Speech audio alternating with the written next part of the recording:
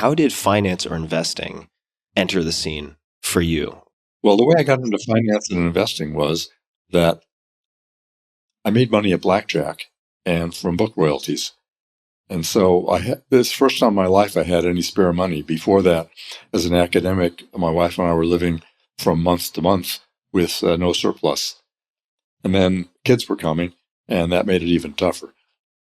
So once I had some money from both gambling and book royalties, I wanted to figure out what to do with it. And so investing made good sense to me. I would put some capital aside and let it grow. I started out by making a lot of foolish beginner mistakes, which cost me. And then I decided to sit down and really figure this thing out. And so I began to study investing in my spare time. So I spent the summer of 1964, which was, I guess, the third year I was at New Mexico State, just reading all summer in a big bookstore in Beverly Hills, Martindale's, reading all the investment books and newspapers they had. And then I started again in the summer of 65, reading whatever I could find. And I happened to get a little book on warrants, common stock purchase warrants, which were the forerunner to what people call call options now. And when I saw that, a light came on, and I realized that I could mathematicize this, and I could figure out how to value these things. And if I did that, I'd probably be ahead of the crowd who didn't know how to do these things, and so I'd probably have an edge. By chance, I came to UC Irvine when it opened in the fall of 1965, and I was telling one of the deans there about this idea that I had and that I was working on. And he said, "Oh, we have someone else who does that." And it turned out to be Sheen Kassouf. And so the two of us hooked up, and Sheen Kassouf had actually been doing it in practice, and he'd already made an elementary model for trying to judge warrants. So we decided to write a book together and work out more of the details and theory. And so that became the book Beat the Market. And that launched both of us into separate businesses. And so I began to do what I call warrant hedges. And basically you buy a cheap warrant and you short common stock against it. That's one way. Or you buy an overpriced warrant and you short it.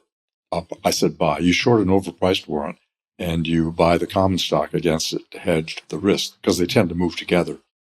And when, in the case of the overpriced warrant, as it collapses toward zero or toward its conversion value, you capture an excess return. And what I found was that you could make a steady 25% a year with practically no risk doing this.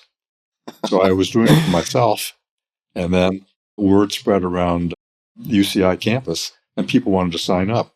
So I signed up the dean of the graduate division, and I also signed up the secretary to the chancellor and some people in the math department and so forth. So I was managing a whole collection of little accounts for people, and they were making 25% a year, and they kept telling everybody about it. And the dean of the graduate division happened to be an investor also with a fellow named Warren Buffett. And Warren Buffett was, at that point, shutting down his partnership because everything was overpriced back in 1968. Prices were crazy. And the dean of the graduate division wanted to know where to move his money to.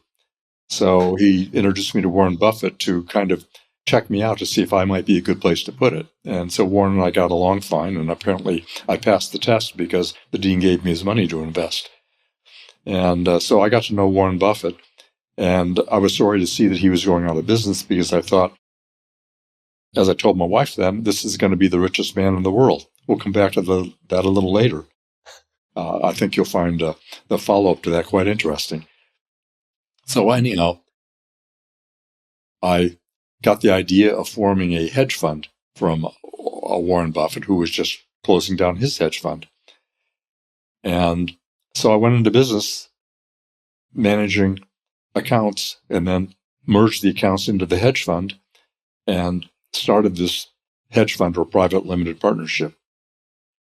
And that ran for about 20 years and used ideas that I kept generating mathematical finance ideas to keep staying ahead of other investors and making excess returns. And in 20 years, we only had 3 down months out of all those months. And those down months were less than 1%. So it basically just printed money every month.